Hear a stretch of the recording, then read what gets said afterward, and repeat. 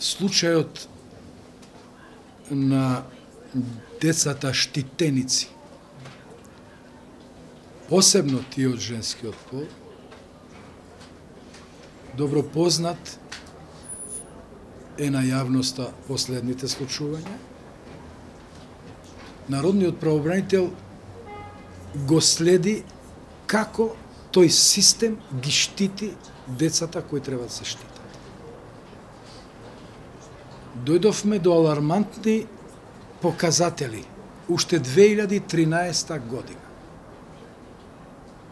Ја информиравме јавноста. Ги информиравме надлежните дека тој систем не постои. Односно само формално постои. Децата што се земаат од семејствата, наместо да се под заштита, се остават на милост и немилост. Сакам да ве информирам дека и ние добиваме морничави информации по однос на таквите состојби и по однос на состојбите во клиниката за гинекологија. Имаме информации дека деца од таквите центри абортираат и се пораѓаат во клиника. За сега толку.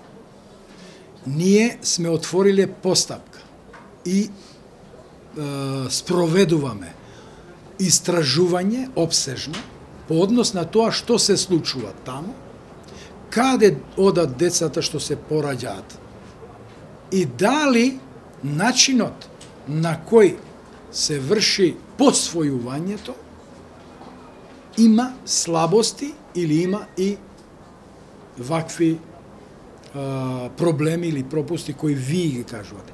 Имаме и ние такви информации, но се додека не ги утврдуваме, би било несериозно да се произнесуваме во јавноста како е состојбата.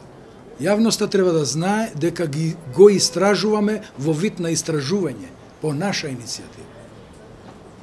Народниот правобранител, ќе се повторам, отвори истрага по сопствена иницијатива да ја следи судбината на децата штитеници кои се пораѓаат и абортираат во таа клиника, после тоа каде одат децата што се пораѓаат тамо од овие категории и системот на како се вика на посвојување дали функционира како што е на хартија или не.